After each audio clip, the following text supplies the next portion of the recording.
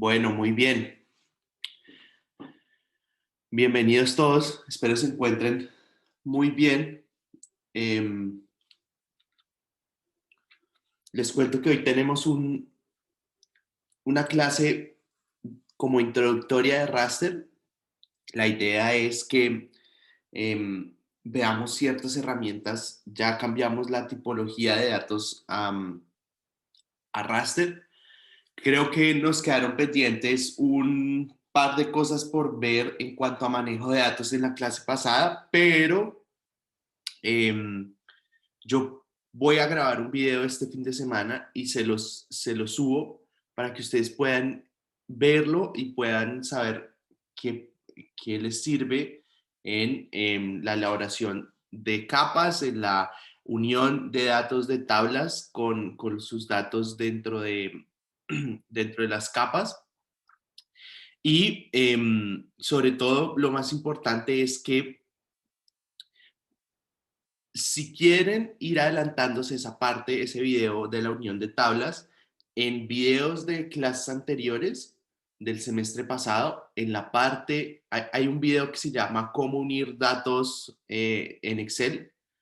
Entonces, ese lo pueden ver, si lo necesitan, lo pueden ver y pueden aplicarlo. Los datos para ese pequeño ejercicio están ya en SICUA, se llaman datos COVID. Y ahí los pueden utilizar y em, pueden intentar replicar lo que está en el video. Bien.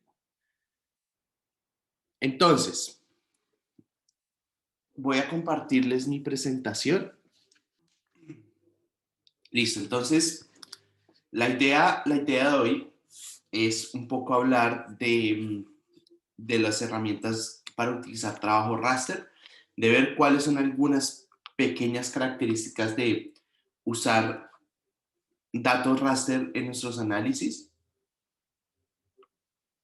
Recuerden que como venía nuestra historia es, nosotros partimos de conocer técnicas de recolección de datos, ¿sí? Vimos cómo podíamos recolectar desde los datos más sencillos, eh, que son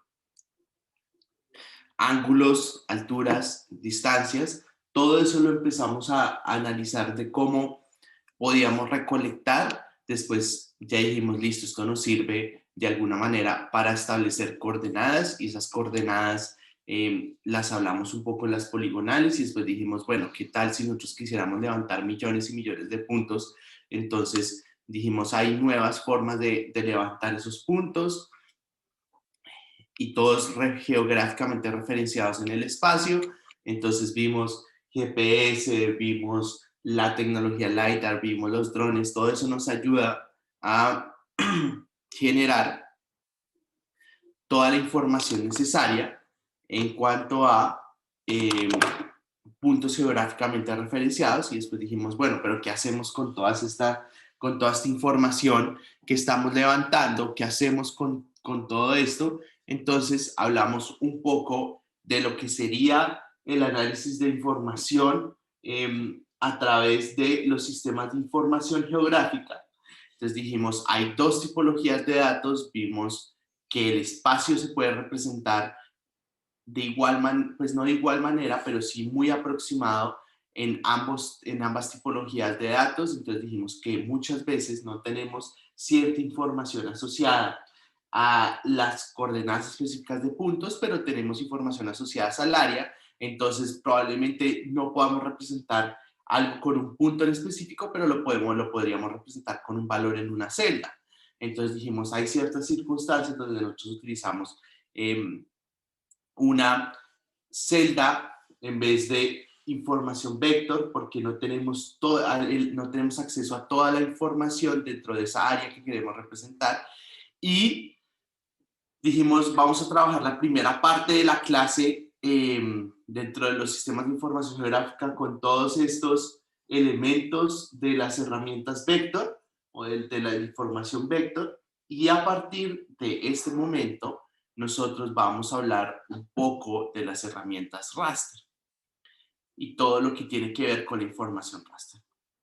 Muchas veces se van a dar cuenta que muchas veces el uso, uno ve la información raster un poco contraintuitiva, es decir, no es tan fácil ver el tipo de análisis como uno lo vería en la información vector. Es un poco abstracto, de hecho. Entonces, muchas veces uno cuando empieza a trabajar con estos sistemas de información geográfica como que le hace el quite a trabajar con datos raster. Pero a medida que ustedes vayan utilizando más y más y más y más estos elementos o estos sistemas de información geográfica e incluyan dentro de su vida profesional el uso de ellos, se van a dar cuenta que muchas veces es hasta más fácil utilizar las tipologías de datos raster que los datos vector. Bien, entonces, algo que pasa muchísimo también, que me ha pasado muchísimo cuando doy esta parte de la clase, que es toda la información raster, todo el análisis raster, encontramos que de alguna manera uno tiende a vectorizar todo. Y cuando me refiero a vectorizar todo es que encuentran una herramienta que se llama raster to vector y entonces mandan todo de raster to vector. Entonces convierten todo a vector y tratan de hacer el análisis en vector. Entonces, esa no es la idea, esa no es la idea porque todo lo que podamos, vamos a ver que muchas de las herramientas que nosotros tenemos en vector las tenemos en raster. Entonces tenemos clip, tenemos el buffer, ¿sí? Pero no se llaman exactamente así, pero para hacerles un paralelo, son muy parecidas esas herramientas. Entonces, simplemente cuestión de practicar como las otras herramientas y saber en qué momento aplicar una y saber en qué momento aplicar otra. Bien, entonces, ¿cuál es la idea de hoy? Al final de esta clase, usted debería estar en la capacidad de, primero, conocer cuáles son esas herramientas básicas eh, para el manejo de datos raster.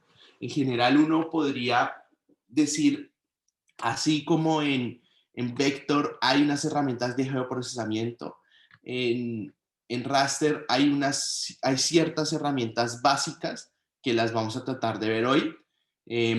Hay dentro de este pool que ven en el segundo bullet, de este pool de herramientas, vamos a ver algunas, las que alcancemos, pero en general mínimo deberíamos alcanzar a ver slope, perdón,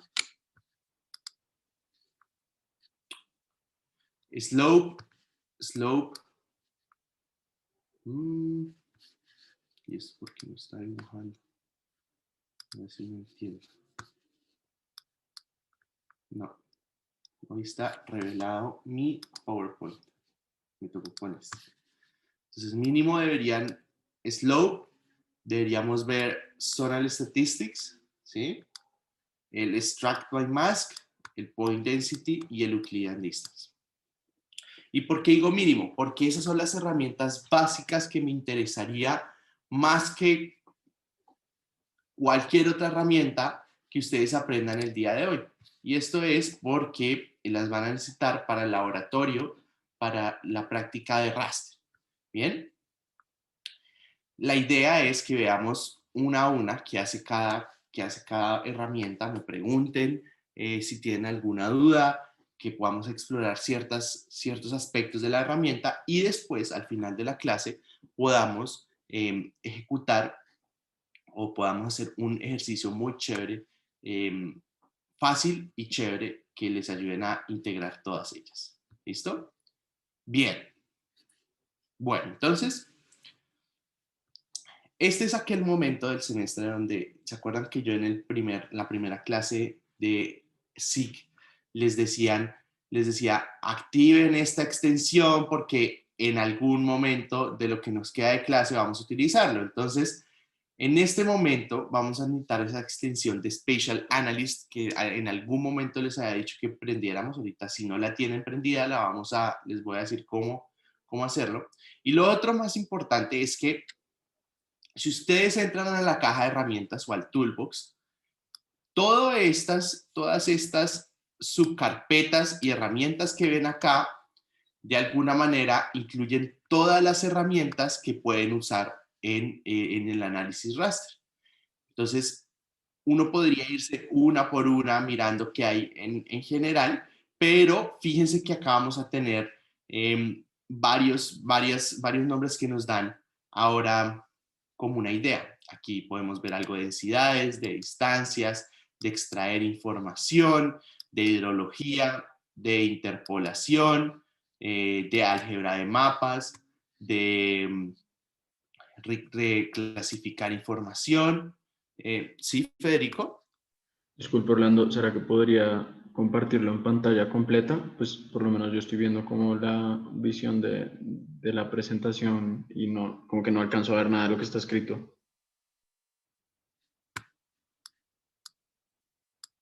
¿Cómo así? O sea, ¿le aparece en negro? O sea, me aparece como chiquitas las slides y luego abajo está como todas las slides que usted tiene, pero no como A ver, pantalla completa. ahí. Ah, ya, mejor, gracias.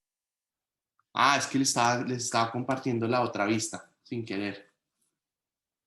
Ya, listo.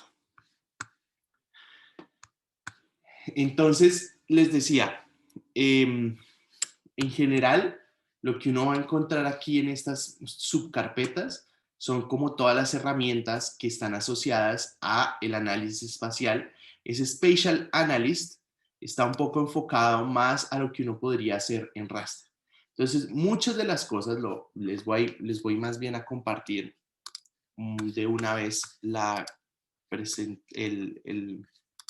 entorno de mi computador para que hagamos ArcGIS. Muchas de las herramientas que están contenidas acá van a ser muy útiles, probablemente no en en estas dos, tres clases que nos quedan, pero sí en sus proyectos o en sus tesis o en sus trabajos, porque tienen o contienen muchas herramientas que ustedes pueden utilizar. Por ejemplo, se me ocurre mucho estas de interpolación. Estas de interpolación, por efectos del tiempo, no alcanzamos a verlas, pero son muy importantes, sobre todo para aquellas personas que en los proyectos están haciendo elementos asociados a la, por ejemplo, estaciones de toma de información o de estaciones de monitoreo ambiental. Entonces, esas estaciones de monitoreo ambiental tienen ciertos datos que se pueden interpolar entre ellas para así generar superficies de interpolación. Sobre esto hay un video en el canal por si alguien quiere verlo y le sirve para más adelante. O después en hidrología también van a ver cómo determinar las cuencas, cómo hacer varios análisis con estas herramientas. Entonces, hay muchos elementos asociados al uso de información raster que probablemente uno piense que es contraintuitivo y que no lo va a utilizar, pero en general les aseguro que en algún momento van a tener que utilizar alguna de estas herramientas. ¿Listo? Bien. Entonces,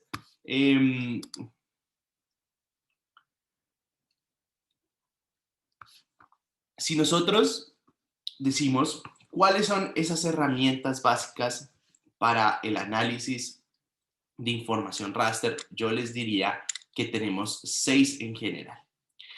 Una es la proyección de capas raster. La segunda es la de pendientes. La tercera es la de estadísticas de zonas.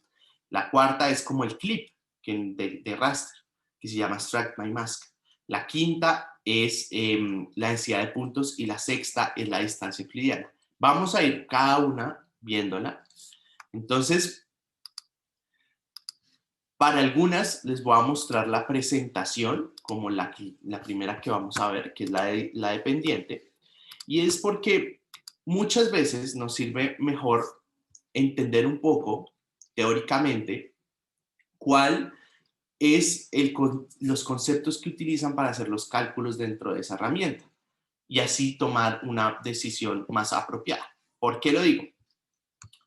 Porque en general, uno cuando tiene una capa de pendientes, ¿sí? Una capa de pendientes, lo que uno hace es introducir nuestra capa de alturas, ¿sí? Y él va a producir una capa de pendientes basados en los criterios que uno le diga. Y esos criterios que uno le dice es básicamente si uno quiere que las pendientes estén en grados o estén en porcentajes. ¿Listo? Entonces, eso va a cambiar la manera como el programa calcula esas pendientes. Entonces, en general, si él quisiera calcular pendientes en porcentajes, lo que va a hacer es calcularla con la siguiente fórmula. Y esa fórmula, fíjense que acá les tengo cuál es el run y cuál es el rise, y lo que hace es, por ejemplo, piensen en que acá está una celda, acá está otra celda, ¿cierto? Entonces, él lo que calcula con esta distancia y después con esta diferencia de altura, va y calcula la diferencia, la pendiente entre esas dos celdas. ¿Listo? Entonces, utiliza esta fórmula para porcentaje y utiliza esta fórmula para grados. ¿Listo?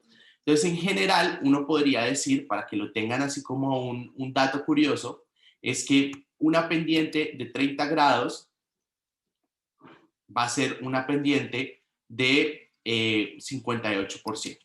O una pendiente de 45 grados va a ser una pendiente del 100%. ¿Listo? Entonces, cuando tengan una situación donde tengan que hacer o calcular las pendientes, fíjense mucho en qué les sirve a ustedes trabajar en grados o trabajar en porcentaje. ¿Listo? Bien, entonces, déjenme saber con el botoncito del sí y no si ya descargaron los datos y si ya los tienen ahí listos para que empecemos a trabajar con ellos. Bueno, es que les doy un minutico ahí mientras terminan de descargarlos. Mientras yo les voy contando algo, para que no nos vayamos atrasando. Entonces decíamos, por ejemplo, si yo quiero calcular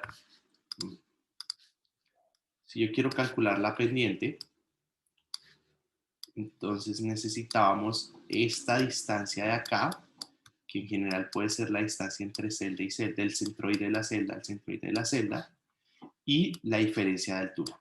Entonces, ¿qué es lo que pasa? Esta diferencia de distancia, nosotros nos debemos asegurar de que sea una distancia en unidades, en algún tipo de unidad que no sea grados, minutos y segundos, ¿sí? Entonces pueden ser metros, puede ser yardas, puede ser millas, puede ser lo que ustedes necesiten, pero que esté proyectado. Eso quiere decir que nuestra capa debe estar proyectada de alguna manera. Entonces, si ustedes se van a nuestros datos que les he subido esta mañana, clase, van a encontrar este elemento acá que se llama N0475. Entonces les voy a pedir el favor de que lo abramos. ¿Listo? ¿Qué es este N0475? N0475 es un modelo digital del terreno, ¿sí? De un área cerca a Bogotá. Entonces, si ustedes abrieran también las localidades, fíjense dónde están las localidades y dónde está este N0475. Es un poquito más grande que Bogotá en general. Entonces, ese DTM, que es modelo digital del terreno, hay tres tipos de modelos de terreno, y se los voy aquí a dibujar rápidamente. Si ustedes hacen una fotografía aérea, ustedes pueden encontrar edificios, pueden encontrar árboles y pueden encontrar simplemente el terreno como tal. Entonces, muchas veces, digamos que aquí voy a tratar de dibujar. Esto, supongamos que es un árbol, aquí haciendo mis dibujos de kinder. Y esto supongamos que es un edificio. Entonces, cuando nuestro dron pasa, y toma fotografías y genera un modelo de todo lo que él va tomando, ¿cierto? Entonces él va tomando fotografía acá, fotografía acá, fotografía acá, y después une todas estas fotografías y genera una sola fotografía, que es un ortomosaico, y a partir de ese ortomosaico podemos obtener un modelo de superficie del terreno, ¿cierto? Entonces, ese modelo de superficie del terreno toma todos los obstáculos, puede tomar todo el terreno y toma todos los obstáculos, entre comillas, obstáculos porque puede que a usted le sirva de alguna manera o puede que no le sirva. Entonces ahí se convierten en obstáculos. Muchas veces para todos los análisis que vamos a hacer no van a servir los obstáculos porque generan distorsiones. Porque imagínense que yo tengo aquí una celda, por ejemplo, que me dice que esta altura es X y después tengo una celda que cogió el edificio y entonces la diferencia entre la altura de esos dos puntos va a ser muy grande.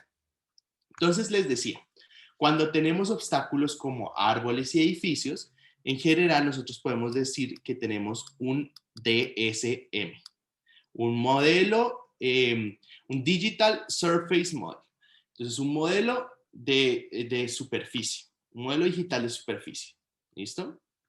Ahora, yo puedo eliminar ciertas cosas que pueden generar mucha distorsión dentro de estos DSMs. Y esas son, por ejemplo, los edificios. Entonces yo puedo producir una capa, por ejemplo, que es algo como esto, ¿cierto?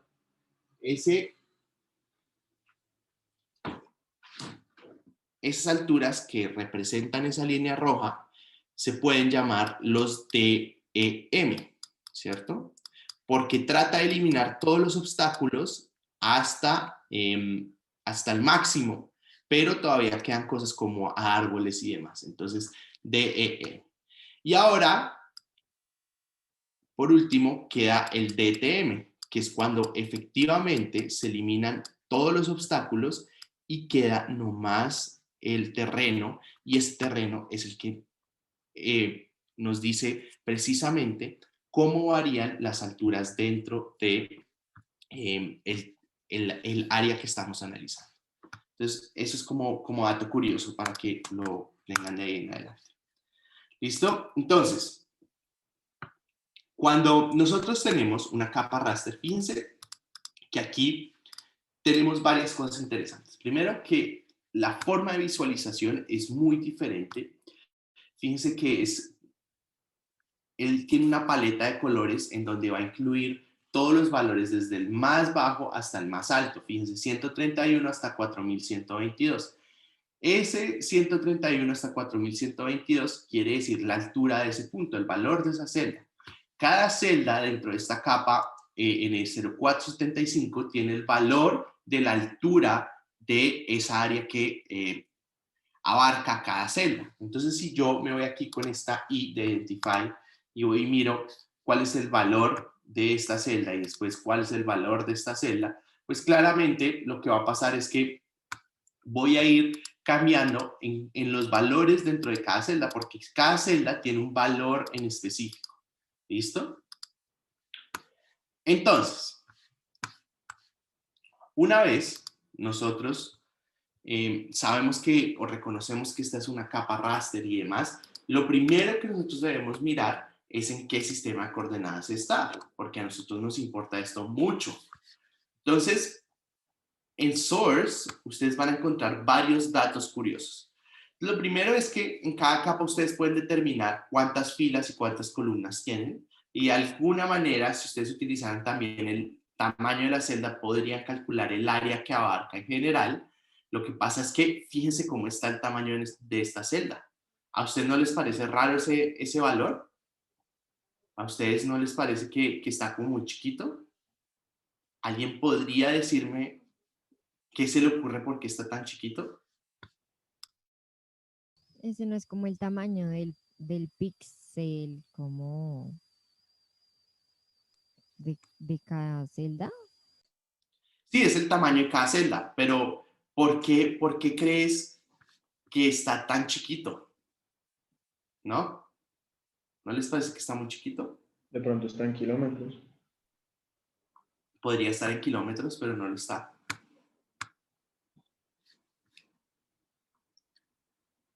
Porque tiene alta definición. Sí tiene alta definición.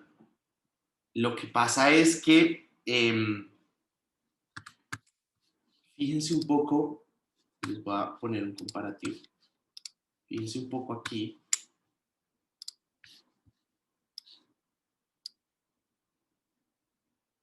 Miren cómo es de grande Usaquén y miren cómo está, cómo es el tamaño de la celda. Si yo le pongo aquí, ay, no me genera, no selecciona toda la celda, pero en ¿Está en grado? general, exacto. Esa es la respuesta eh, tal cual, que por qué tiene ese valor tan chiquito. Lo que pasa es que esa capa, si ustedes se fijan, está en WGS84, es decir, tiene una unidad angular de grados. ¿Listo? Entonces, ¿qué pasa? Con esta capa, tal como la tenemos, no nos va a servir para hacer los cálculos o los análisis que necesitamos. Porque ya les dije que al igual que las otras tipos de capas, esta también necesitaba una distancia entre los centroides de las celdas y demás. Entonces, lo primero que tenemos que hacer antes de cualquier herramienta es generar la proyección de esta capa. ¿Listo? Entonces, vamos a buscar aquí una herramienta que se llama Project Raster. Ojo, porque si ustedes tratan de proyectar este raster con la herramienta normal de proyectar que utilizábamos para los datos vector, no les va a servir. ¿Listo? Entonces, ¿qué vamos a hacer acá? Igual que nuestra otra herramienta, vamos a ponerle la capa que queremos proyectar, le vamos a decir qué sistema de coordenadas queremos, entonces le vamos a decir que quiero que me lo proyecte en Magna Colombia, Bogotá, y aquí podríamos decirle qué tamaño de celda queremos que tenga. ¿Listo? Él, de acuerdo con sus conversiones, dijo, este tamaño de celda que yo tengo, más o menos se traduce en un tamaño de celda como este que les está mostrando en la herramienta. Entonces, ustedes dicen, me parece bien o no me parece bien, de acuerdo al análisis que ustedes vayan a hacer, y si les parece bien, siguen adelante, y si no, le cambian el valor. Yo, en este caso, para efectos de mostrarles cómo funciona la herramienta y demás, le voy a decir que ok. ¿Listo? Ahora, hay un pequeño problema, y es que esa celda de 900 por 900 o 923 por 923 va a ser un problema. ¿En qué sentido es un problema? En que 900 por 900 es un área muy grande en metros, ¿cierto? Entonces, esos 900 por 900 se vuelven muy imprecisos para hacer los análisis, por ejemplo, si fuera solo en Bogotá. ¿Sí? No nos van a servir. Entonces, ¿qué es lo que pasa?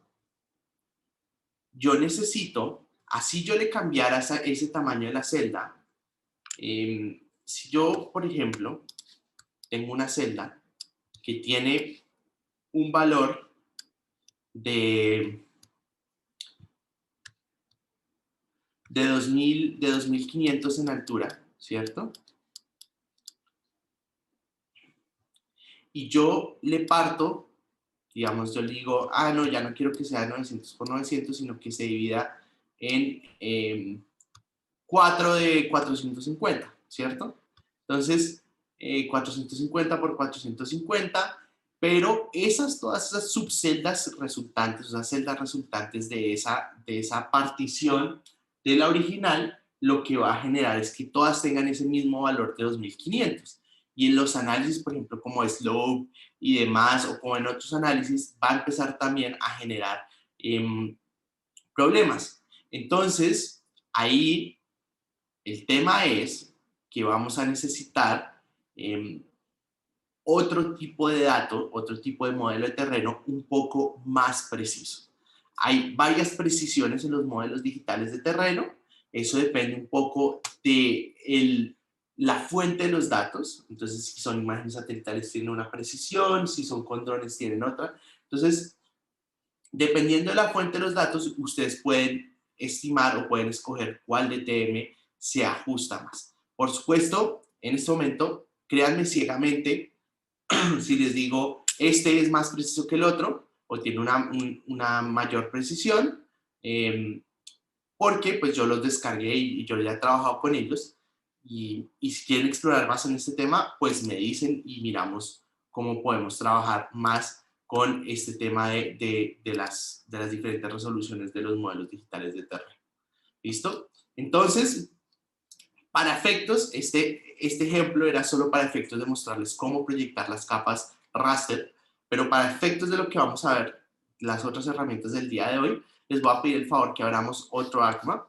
No vamos a necesitar este más, ¿sí? Porque, de nuevo, a mí no me gusta mezclar ahí las cosas, sino que empecemos como desde cero. Entonces, apenas ustedes abran el otro,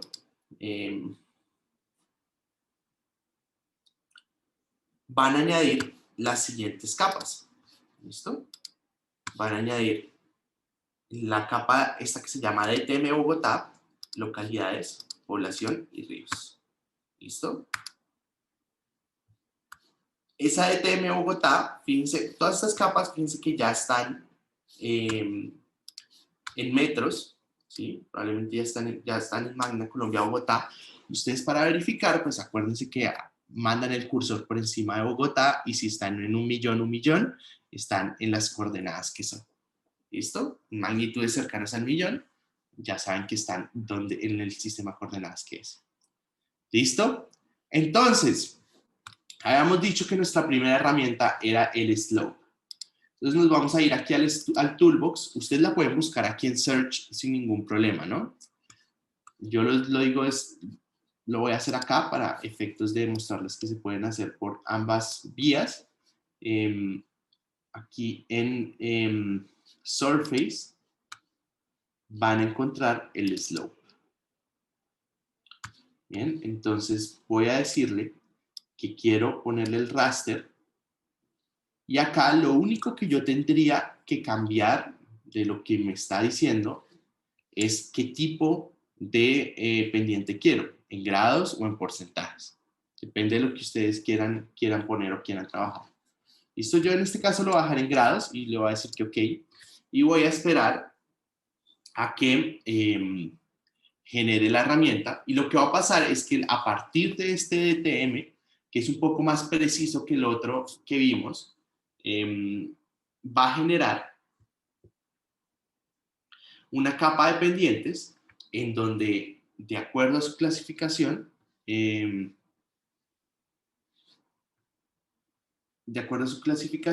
pueden estimar las diferentes pendientes o podrían ver las diferentes pendientes en esa área. ¿Listo? Eso por un lado. Ahora, rápidamente les voy a mostrar otra herramienta que uno podría utilizar aquí dentro de esta Surface, y es este Contour. Este Contour, uno lo que hace es generar las curvas de nivel a partir del modelo digital del terreno. Entonces, uno le dice el raster y le dice, quiero unas curvas de nivel cada 25 metros, por ejemplo. Entonces, y le dice, la base, pues digamos que es 0, pero le puede dar uno como un valor base a las curvas de nivel.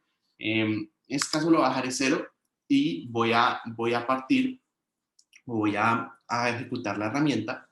Y él, fíjense que lo que va a hacer es generar las curvas de nivel para este modelo digital del terreno. ¿Listo? Por si en algún momento llegan a utilizarlo. Estoy seguro que sí lo van a necesitar. ¿Bien? Bueno. Ahora, la siguiente herramienta, volviendo, esta de las curvas de nivel era ahí una que se me ocurrió en este momento porque dije, la van a necesitar en algún momento de su vida. Pero nuestra historia venía un poco después de pendientes Por ejemplo, digamos que nosotros quisiéramos estimar para cada una de las localidades cuál es la pendiente promedio. Uno lo podría hacer con una herramienta que se llama Zonal Statistics. Entonces, Zonal Statistics as Table lo que hace es que a partir de una capa vector, por ejemplo, que sean localidades, yo podría, teniendo en cuenta aquí en el zone field, es más como un identificador dentro de la tabla que nos va a generar para identificar cada una de las localidades. Entonces, de acuerdo al nombre, y entonces nos va a pedir el campo o la capa raster que vamos a utilizar, es decir, la de pendientes. Y nos va a pedir cuáles estadísticos quisiera uno estimar. Entonces, ¿qué es lo que él va a hacer? Él va a coger esa capa vector, que es la de localidades, y va a ir a mirar todas las celdas que están dentro de ese elemento, dentro de esa localidad, y va a sacar las estadísticas, es decir, el promedio, el máximo, el mínimo, la desviación estándar, la suma, así. ¿Listo? Entonces, en este caso lo va a poner todos para que miremos cómo nos genera esas estadísticas para esta capa. Entonces, si ustedes miran, aquí él nos está generando una tabla de zonal statistics, y esa tabla, perdón, contiene todos los elementos o todas las estadísticas para cada una de las localidades. Es decir, para la localidad de Suba, determinó que la pendiente promedio era 1.56, que la pendiente máxima era 13.28. Por ejemplo, en Chapinero, la pendiente máxima es de 34, mientras que el promedio es 9.8. Entonces, uno podría, con estas estadísticas, ir generando tablas que le sirvan para sacar datos interesantes de esas capas raster. En este caso lo hicimos con Slope, pero ustedes lo pueden hacer con otro tipo de capas a partir de los análisis que ustedes necesiten. ¿Listo? Entonces, si por ejemplo yo les dijera en el final, como cuál es la pendiente promedio en la localidad de Puente Aranda, ustedes lo harían así, con este Zonal Statistics. ¿Listo? Orlando, una pregunta. ¿Sí? Es que, digamos, a mí me hizo fue una capa, no me hizo como Porque una seleccionaste este tabla. Zonal Statistics normal, no as table. Hay dos. Ok. Ya iba a ir para el otro. ¿Listo? Entonces, ¿alguien más después le pasó eso? Señor. No, a mí lo que me pasó fue que, o sea, sí me lo resumió, pero no me sale el nombre de la localidad. Eso pasa porque... Aquí les voy a mostrar.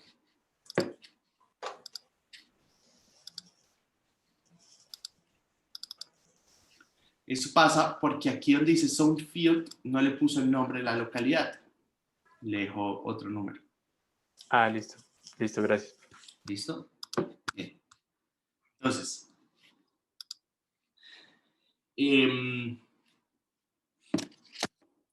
para nuestro segundo tipo de Zonal Statistics, que es el normalito, ¿qué es lo que va a pasar?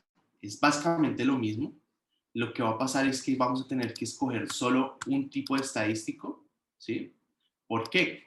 Porque él va a generar una capa raster y esas celdas y va a tratar de representar cada elemento, por ejemplo, en localidades, en celdas, y esas celdas todas van a tener un mismo valor, que puede ser, por ejemplo, el promedio de la pendiente. Entonces, por ejemplo, yo quiero que a partir de localidades, ¿verdad?, con el nombre de la localidad y la pendiente, entonces me genere una capa que cada localidad tenga el promedio de la pendiente. Entonces, si yo le pongo curly, él inmediatamente va a ir a hacer esas estadísticas en la zona, lo que hicimos con la tabla, pero después va a ir y va a generar una capa como esta, como la que están viendo ahí, en donde todas las celdas dentro de la misma localidad van a tener el mismo valor, que es la pendiente promedio. ¿Listo? Entonces, es por un lado. Ahora, ¿qué tal si yo quisiera extraer solo las pendientes, por ejemplo, de la localidad de Chapinero? ¿Sí? Entonces, vamos a hacer lo siguiente. Nos vamos a ir a las localidades. Vamos a seleccionar la localidad de Chapinero. ¿Sí? Y ahora nos vamos a ir a nuestro toolbox de nuevo y le vamos a decir el extraction. Le vamos a decir extract by mask. ¿Listo? Entonces, ¿qué hace esto? Es básicamente como el clip del raster. A mí me gusta resumirlo así, fácil, para que lo sepan. Necesito hacer un clip en raster, extract by mask. Hay varios tipos de extracción de datos. Vamos a verlos, espero, a medida que vayamos avanzando en estas clases. Vamos a ver un par, no todos, pero, por ejemplo, podríamos tratar de extraer solo unos valores en específico de la capa de raster, de pendientes. Por ejemplo, eso lo haríamos con extract by attributes. O si nosotros queremos, con base en una capa de puntos, extraer cuál es el valor donde está ese punto, el valor de la celda donde está ese punto. Entonces lo utilizamos extract multi-values to points, o extract values to points. Y así vamos utilizando distintos métodos para extraer información de las capas raster. Pero ya los vamos a aprender o los vamos a utilizar más adelante. Entonces, en este caso vamos a hacer el clip del raster. Y ese se hace con el extract by mask. Entonces, si nosotros tomamos nuestro slope, ¿cierto? Esa es nuestra masa y nuestro cortador van a ser las localidades, ¿sí? Pero como está seleccionada la localidad Chapinero, probablemente nos vaya a generar solo esa extracción en esa localidad. ¿Listo? Acuérdense que esta lógica, la lógica de ARTIS, se mantiene para casi todo el tipo de herramientas. ¿Bien? Entonces, en general, lo que debería haber pasado es que si yo apago esto, por ejemplo, y esto, me deberían haber quedado las pendientes de solo Chapinero. ¿Listo? No se preocupen si empiezan a verlo así. Lo que pasa es la forma de visualización. Yo podría aquí cambiar la forma de visualizar estas pendientes. ¿Sí? Aquí en simbología, digo clasificada y le doy algo, una paleta de colores parecida a esta. Y fíjense que ya más o menos vuelve a los colores que estaban antes. ¿Listo? Es solo un tema de visualización. No se vayan a preocupar si no lo ven así. Bien. Ahora, próxima herramienta, densidad de puntos. Cuando nosotros tenemos capas de puntos, capas de población, capas de, en general, que representen un evento en específico, uno podría hacer una densidad de puntos, un análisis de densidad. Entonces, aquí tenemos varios tipos de herramientas para densidad, pero en este caso vamos a utilizar el point density. ¿Por qué? Porque el point density nos permite utilizar campos dentro de esa herramienta, dentro de esa capa, para calcular esa densidad. Es decir, si yo selecciono aquí la capa de población, él me va a pedir el population field. Entonces, el population field, yo le voy a decir, por ejemplo, que es población 2010. Entonces, él con base a ese campo, no solo va a ir a mirar dónde hay más puntos, sino que también con base en ese campo va a hacer su análisis de cuáles son las áreas más densas, densamente pobladas de la ciudad.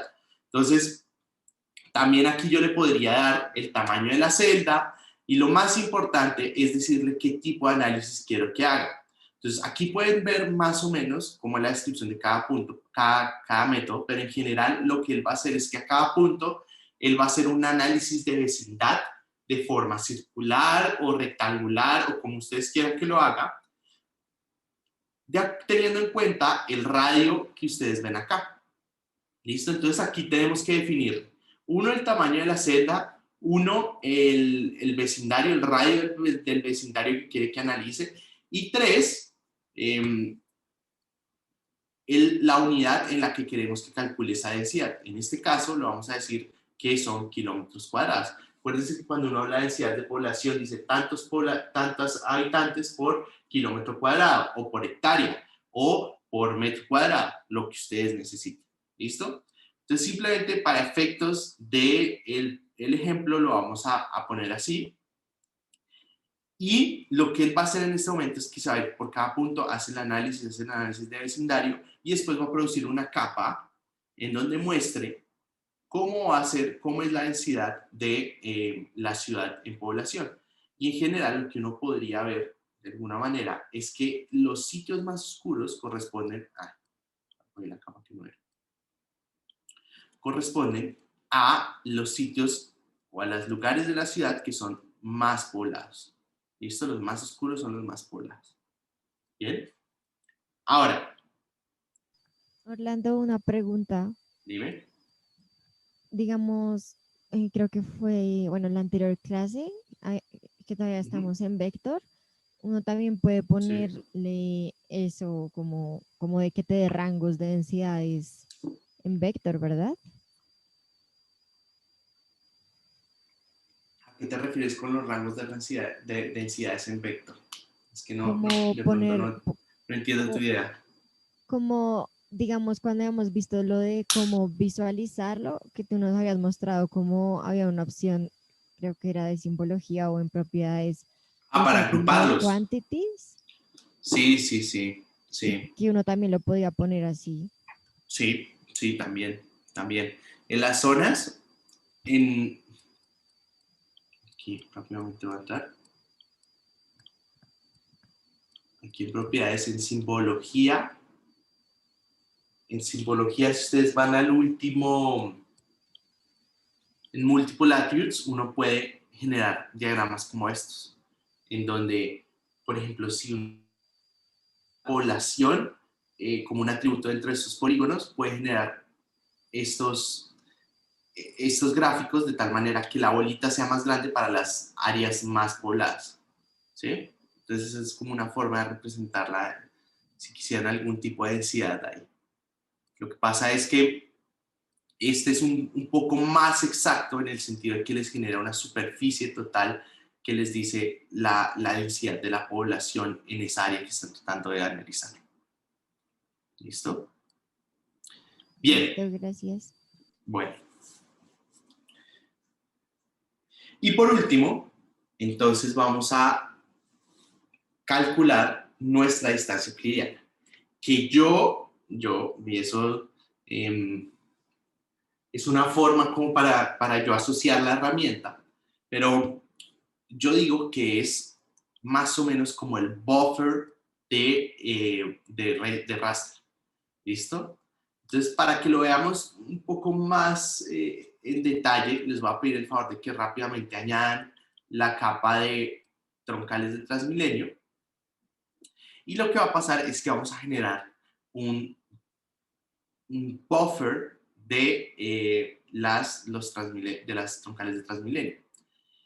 Lo que pasa es que difiere en el sentido que él no tiene un parámetro como tal de decirle, hágame un buffer de 200 metros. No, él va a hacerlo a la distancia máxima que uno le diga, pero no quiere decir que esa área está entre 0 y 200 metros. Va a generar celdas, cada una con un valor de distancia con respecto a las troncales de Transmilenio.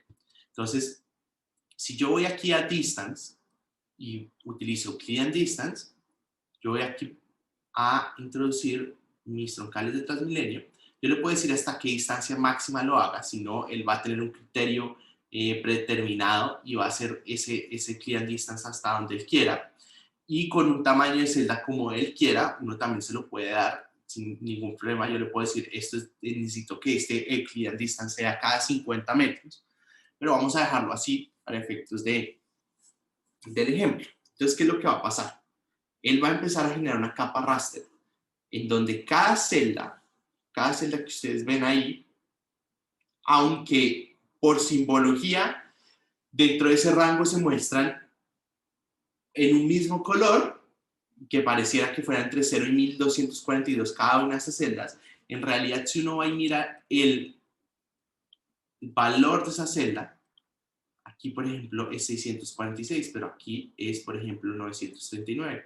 Aquí es 882. O sea, cada celda que él genera o que esta herramienta genera va a tener el valor específico de la distancia de esta celda con respecto a la troncal de Transmilenio.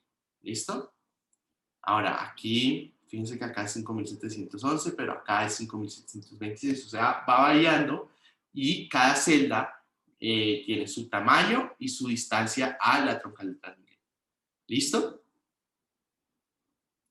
¿Hay alguna duda de las herramientas que acabamos de ver?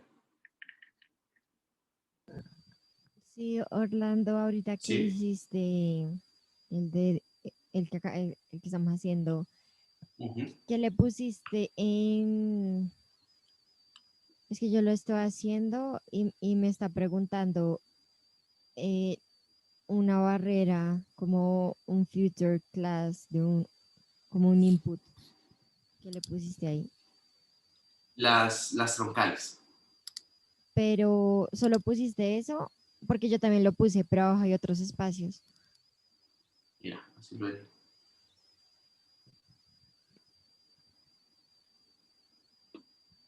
Y de maximum distance que le pusiste. No, no le pongas nada por el momento. Ok. Déjalo así como predeterminado y ya. ¿Listo? Eso es solo como para efectos de demostrar qué hace la herramienta y hacerlo rápido. Ahora sí, les invito a que hagamos un ejercicio como tal, algo que implique identificar algo espacialmente. Entonces les voy a proponer que eliminemos todas estas capas que no nos sirven. Entonces, troncal, contour, Euclidean distance, oil density, el extracted slope, el zonal statistics, ¿cierto? Y este slope. ¿Bien? Entonces, ¿qué vamos a hacer? Vamos a identificar las zonas con mayor riesgo de inundación en el área de Bogotá y la sabana de la sabana occidente, la sabana y la sabana, mejor dicho. ¿Listo? Entonces, para hacer esto, nosotros tenemos las siguientes capas: ríos, localidades y el DTE. En realidad, nosotros ni siquiera población lo vamos a utilizar. En realidad, lo que nosotros vamos a hacer, o vamos a necesitar hacer, lo vamos a necesitar hacer con la capa de ríos y con la capa del modelo digital del terreno. ¿Por qué? ¿Cuáles son las zonas inundables? Para mí, no sé, ustedes me dirán si están de acuerdo o no. Para mí, las zonas inundables son aquellas zonas que están a bajas pendientes y están cercanas a los ríos o a cualquier tipo de cuerpo de agua, ¿sí? Pero yo no tengo cuerpos de agua, sino tengo ríos, solo ríos. Pueden haber otros tipos de cuerpos de agua. Entonces, pero en general, digamos que el concepto es el mismo. Zonas bajas y cercanas a los cuerpos de agua o cercanas a los ríos. ¿Todo el mundo está de acuerdo con como yo la veo? ¿O hay alguien que crea que puede influir otras cosas más? Ahí con el botoncito de sí, no, me dejan saber si están de acuerdo o no están de acuerdo. Y si están de acuerdo, seguimos. Entonces, ¿qué es lo que tendríamos que hacer en principio? En principio debemos identificar aquellas zonas que están en baja pendiente y que están muy cercanas a los ríos. Entonces, ¿cuál sería la primera herramienta que nosotros necesitamos usar? La primera herramienta es la slope. Vamos a hacer nuestro slope. Entonces, vamos a generar de nuevo un slope, ¿cierto? Y le va a decir que va a utilizar el DTM, ¿cierto? lo voy a poner en grados, no importa. Pero generalmente cuando nosotros hacemos estos análisis, ¿qué queremos? Nosotros al final vamos a tener que operar las capas, ¿cierto? Porque la idea de esas celdas al final es poder operarlas unas entre ellas. Entonces, yo tengo celdas, celdas, celdas, y después yo tengo capas debajo.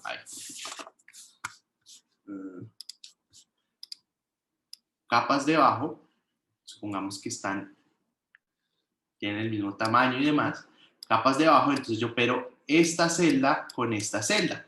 Entonces yo me debo asegurar siempre que tienen las capas como la misma extensión en el área de estudio, en el área del mapa, la misma extensión y sobre todo, más importante es que las celdas estén alineadas entre sí para que en el momento de yo operar una celda con la otra, pues coincida esta exactamente con esta. ¿Listo? Entonces, también lo ideal es que las celdas tengan el mismo tamaño. ¿Bien? El mismo tamaño. ¿Por qué? Porque así es mucho más fácil operarlas entre ellas. ¿Bien? Entonces, basado en esto, hay unas herramientas aquí en Environments que nos permiten trabajar con esto. Entonces, en Processing Extent, le voy a decir que el extent sea igual que localidades. ¿Listo? No me interesa más allá de localidades lo que pase si no quiero identificar las zonas inundables cerca de Bogotá. Entonces, le voy a decir que el extent sea a localidades. Le voy a decir que OK. ¿Listo? Y voy a ejecutar este clic. Bien, listo. Entonces, tenemos nuestro slope ya con con el extent a localidades. Ahora, resulta que si ustedes se dan cuenta, a mí se me olvidó ponerle el tamaño de la celda que yo quería. Entonces, yo puedo hacer esto, ajustar la capa muy fácil con esta herramienta que se llama Resample. ¿Listo? Y Resample lo que va a hacer es simplemente va a tomar la capa raster y les pregunto a ustedes qué tamaño de celda quieren. Entonces yo le voy a decir, no quiero 250, sino lo que quiero es 25. ¿Listo? ¿De qué depende el tamaño de celda? Básicamente del tipo de análisis que ustedes quieran hacer. Entonces ustedes escogen. En mi caso yo quiero 25, pero ustedes de acuerdo a su criterio escogen qué tamaño de celda quieren utilizar. Le vamos a decir que OK. Bien, entonces lo que va a hacer es igualmente, a partir de esta capa que estaba antes, generar nuestra nueva capa de pendientes. De nuevo, acuérdense que esto es solo un tema de visualización. Yo lo puedo cambiar aquí rápidamente de simbología. Le voy a decir que esto tenía 3, 6, 9 clases, entonces le voy a decir que Classify en 9 clases y con el color, este color. ¿Listo? Para que nos quede más o menos igual. No quedó exactamente igual, pero quede más o menos igual. ¿Listo? Entonces, ahora ya tenemos las pendientes. Ahora aquí nos hace falta identificar las celdas que están cerca a los ríos, o el área que está cerca a los ríos. Entonces, rápidamente vamos a hacer nuestro Euclidean Distance. ¿Cierto? Vamos a tomar los ríos. ¿Sí? Le vamos a decir que el tamaño de celda, ahora sí necesitamos que sea de 25 metros. Y le vamos a decir dos cosas en Environments. Le vamos a decir, uno, necesitamos que el extent, la extensión de la capa que usted genere, sea igual a localidades, porque el anterior también estaba en localidades. Y lo otro es que ese snap raster es, ajústeme las celdas con base a las celdas de este slope que ajustamos. ¿Listo? Entonces, él lo que va a hacer es, con esta condición, va a asegurarse que dentro de ese Euclidean Distance, cada una de las celdas coincida con la de las pendientes. ¿Listo? y como van a tener el mismo tamaño y van a estar ajustadas, pues va a ser mucho más fácil operarlas entre ellas. ¿Listo? Le voy a decir que OK. Y OK.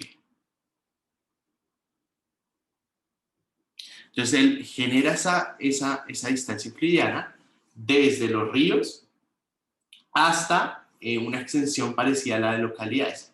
Entonces, van a ver que va a quedar una capa como esa. ¿Listo? Ahora, como les dije, en general uno podría decir que las áreas inundables son las de menor pendiente más cercana a los ríos. Pero ¿qué pasa si yo, por ejemplo, cómo haría para tratar de identificar estas dos áreas o esas áreas a partir de estas dos capas? En general lo que yo debería tratar es como sumar aquellas áreas que son más planas con aquellas que están más cerca de los ríos. Pero si yo genero una suma entre estas dos capas, me van a dar unos valores súper raros y identificar los valores como tal o las áreas que son más susceptibles a estar inundadas va a ser más difícil. Entonces, ¿qué es lo que hacemos en general? Lo que hacemos es tratar de reclasificar con base a los criterios de nuestro análisis, reclasificar esas capas. ¿Qué es reclasificar? Yo voy a decir, por ejemplo, con nuestra capa de pendientes, voy a decir que ahora la capa de pendientes solo va a tener 4 valores. 5, 4, 3 y 1. Las 5 van a ser aquellas pendientes bajas. ¿Sí? Va a decir, esto va a valer 5. Después, esto va a valer 4. Después, esto va a valer 3. Y después, esto va a valer 1, por ejemplo. Y las distancias también. Entonces, voy a decir que esta va a valer 5, esta va a valer 4, esta 3 y esta 1. ¿Y qué pasa? Si yo, por ejemplo, sumo esas dos capas, ¿cierto?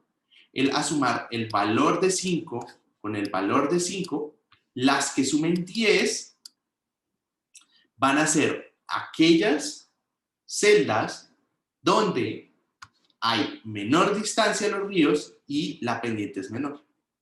O la combinación con 9 también serviría. Entonces vamos a utilizar 10 o 9. ¿Listo? ¿Todos les quedó claro qué es lo que vamos a tratar de hacer ahorita? Porfa con el signo, si no puedo repetir de nuevo, no pasa nada. Lo que hacemos es reclasificar las capas, reclasificar esas celdas, darle un nuevo valor. Como solo necesitamos identificar las áreas, les damos un nuevo valor basados o con base en su característica de pendiente y en su característica de distancia. ¿Sí? ¿Sí? Si alguien en verdad todavía no entiende un poco qué es lo que vamos a tratar de hacer, dígame y yo vuelvo a repetir. No pasa nada. Bueno, listo. Entonces, para hacer esta reclasificación, lo que vamos a utilizar es una herramienta que se llama precisamente reclasificar. Entonces, nos vamos a ir acá a esta carpetica que se llama reclass y le voy a decir que reclassify. Bien. Entonces, le voy a decir, quiero reclasificar las pendientes. Entonces, él me va a decir con qué valor. Entonces, con el value, porque es el único que hay. ¿Sí? Las capas raster, cada celda tiene un identificador y tiene su valor. No tiene nada más. ¿Listo?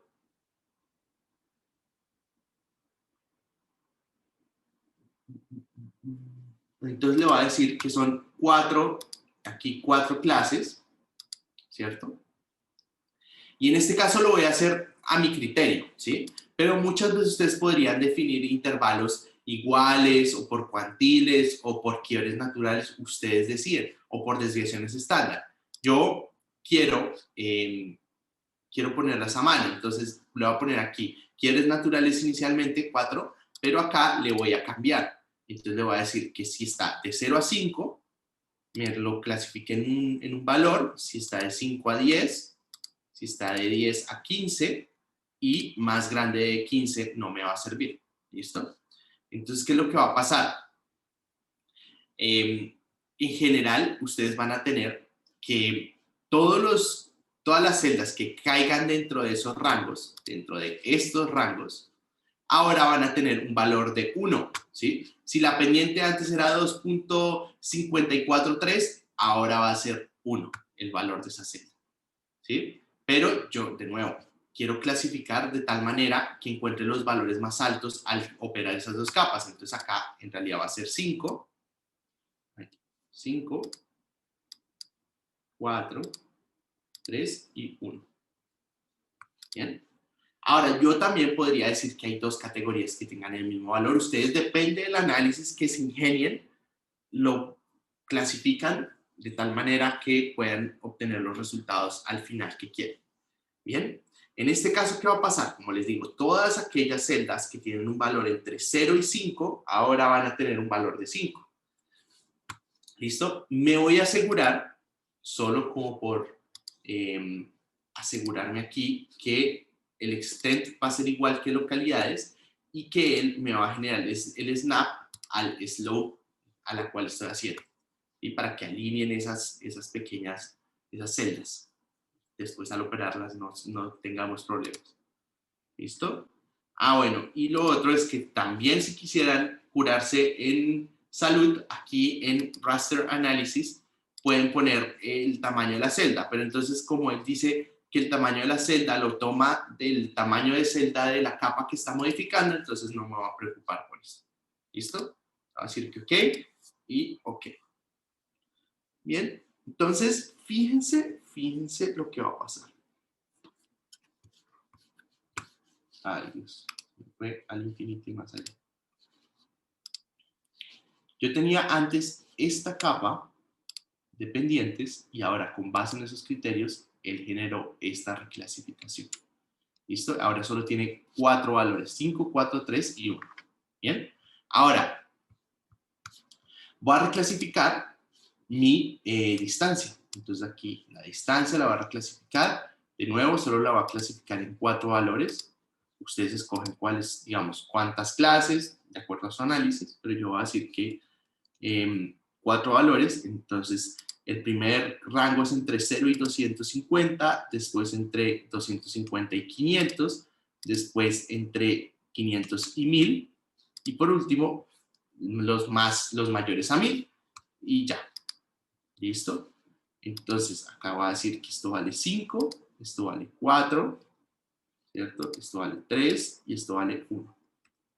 ¿Bien? Ahora, de nuevo, en Environments, voy a ir a decirle que el Processing Extent sea igual que localidades y que me haga el snap. Ahora no con el slope, sino con la capa reclasificada que acabamos de hacer, porque al final vamos a operar son las dos reclasificadas. Entonces necesitamos que coincidan una con la otra. ¿Listo? Le damos OK y OK. Bien. ¿Todos vamos acá? ¿En qué parte vamos los que no vamos acá? Orlando, la parte en que Sí. tú estuviste haciendo las clases de 200 a 500, de 500 a 1000, ¿borraste Sí. las que eran mayor a 1000? A ver.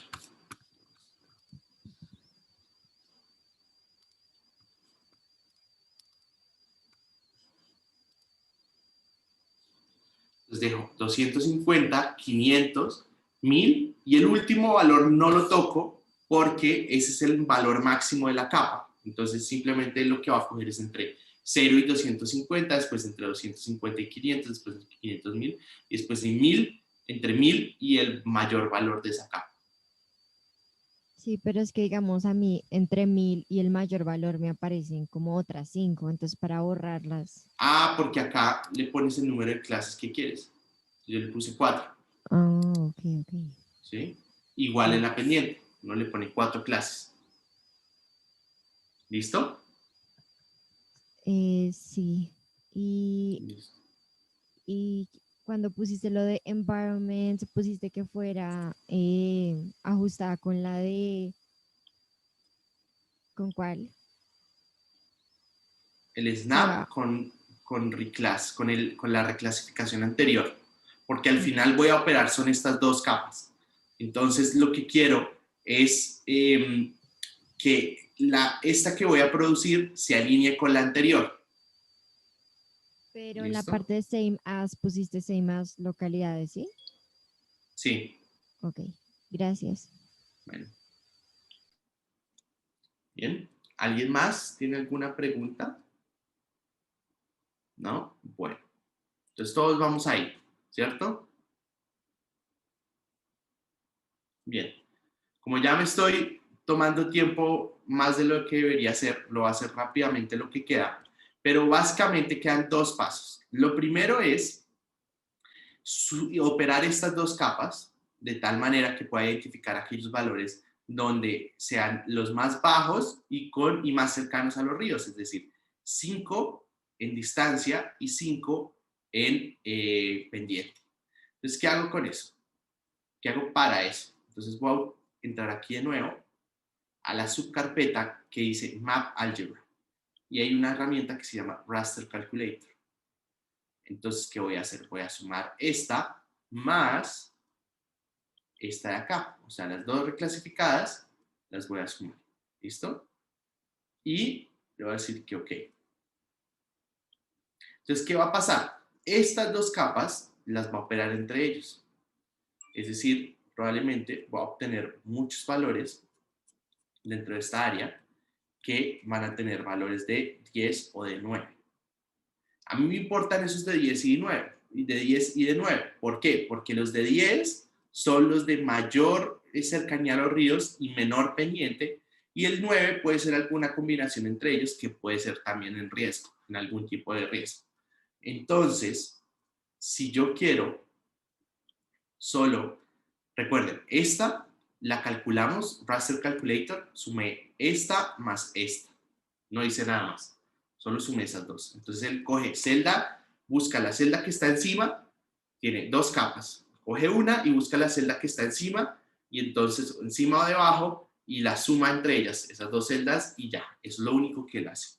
Ahora, si quiero identificar cuáles son exactamente esas celdas que están o que implican o que representan el área en riesgo, lo que voy a hacer es utilizar aquellas, voy a extraer aquellos valores que tienen un valor de 10 o 9. ¿Y cómo lo hago? Voy a ir aquí a Extraction de nuevo y le voy a decir que Extract by Attributes. Entonces, ¿qué voy a extraer? Por atributos voy a extraer valores de esa capa raster. Entonces, en ese Extract by Attributes voy a poner el raster y él me dice la condición para extraer esos atributos. Entonces yo le digo, listo, voy a hacer una condición donde vaya a extraer los valores que sean iguales a 10 o iguales a 9. ¿Listo? Valor igual a 10 o valor igual a 9. ¿Listo? No va a decir que OK.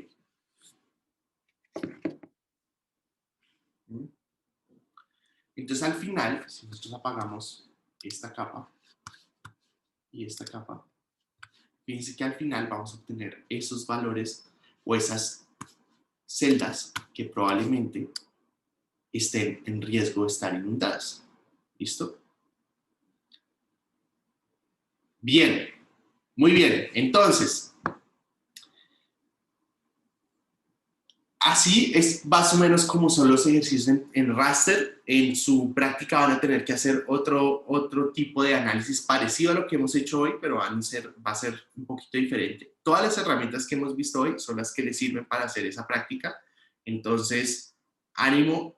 Si tienen preguntas ya saben que pueden hacerlas por correo o por WhatsApp. Voy a estar unos minutos más aquí y si no tienen preguntas les agradezco mucho por venir.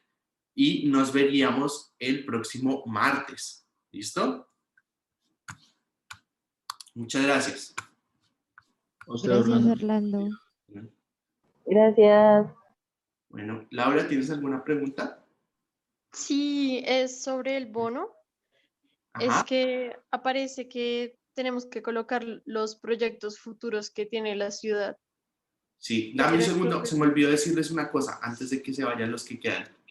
Em, la próxima semana en sus secciones de laboratorio tienen el concurso. Entonces, para que estén preparados, por favor. Igual voy a mandar un anuncio porque ya se fueron varios, pero no pasa nada.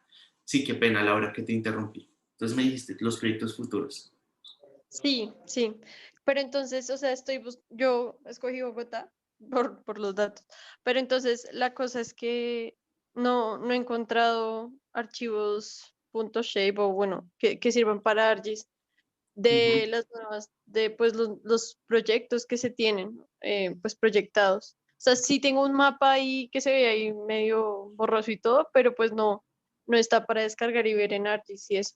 Entonces, hay que, o sabes dónde lo podría conseguir. Es que yo llevo Las puedes buscando armar, las puedes armar, ¿no? todas las ciclorrutas y eso, o sea, No necesariamente es tienes que poner bastante. ciclorrutas. No tienes que poner ciclorrutas. O sea, solo el metro. Metro, Transmilenio, lo que tú quieras poner. Tren, lo que quieras poner. ¿Mm? Sí, es que, o sea, pues como decías que ya las que están proyectadas, o sea, las que ya se tienen pensadas para Bogotá, ¿no? O Sí, puedes coger cualquiera. Es no, que tú son, tienes que hacer, son dos partes. Primero hacer como una línea base de qué es lo que está proyectado y después decir, ay, resulta que me parece que a ellos les falta aquí 1 metro por este lado. Y entonces pintas tu metro que tú propones. O me parece que aquí falta un tren, un tranvía. Entonces pintas tu tranvía por donde tú quieras. ¿Sí? sí, pero entonces ahí, digamos, teniendo en cuenta lo de las proyecciones, o sea, tocaría hacerlas a mano, pasar el mapita que encontré a mano en ArcGIS. Sí. Pero en general no es muy complicado. O sea, hay 3 proyectos grandes. La extensión del metro, el tren del norte, el tren del occidente, probablemente el tren del Swatch, el tren a Suacha, y las troncales de Transmilenio, en general, como así a grandes rasgos. Si quieres incluir ciclorrutas, pues puedes tener una capa de ciclorrutas que está en movilidad. En la página de la Secretaría de Movilidad, ahí hay ciclorrutas. ¿Mm? Pero están las actuales, no están las proyectadas. Listo, gracias. ¿Listo? Igual tampoco te sobrecompliques. Si no quieres ciclorrutas, no pasa nada. Lo que generalmente pasa con esos proyectos nuevos que van a hacer es que vienen integrados como varios modos. Entonces, no es solo la troncal de Transmilenio, sino las ciclorrutas y eso. Y generalmente los mapas de transporte público pues no se ponen, pero dependen del criterio de ustedes, cómo lo quieran hacer. Listo, gracias. Bueno, bien. Hola, profe, ¿me escucha? Sí, señor. Profe, es que nosotros tenemos una reunión con usted a esta hora, bueno, en 2 minutos. No sé si es por Ay, este mismo o por otro lado. pucha. Tengo, no la puse en mi calendario. Y tengo una reunión de un proyecto. ¿Podemos hablar más tarde? Claro, profe, si me dice a qué Sí, hora, puedo ya le organizar. digo exactamente. ¿Aló? ¿Aló? Aló, profe, sí, lo escucho, lo escucho. Qué pena que se fue el internet mútico. ¿A las 4 sirve? A las 4, espera un momento, ya les pregunto a ellos rápido. Bueno, me escribe por WhatsApp, porfa. Es que tengo justo una reunión del proyecto ahorita. Entonces, yo estoy pendiente del WhatsApp, ¿sí? Y si esto le Li- mando la invitación de uno, para Listo, que profe, usted la listo. reenvíe a sus compañeros. Listo, profe. ¿Listo? Bueno, Bueno, listo, gracias. profe. Chao. Bueno, chao.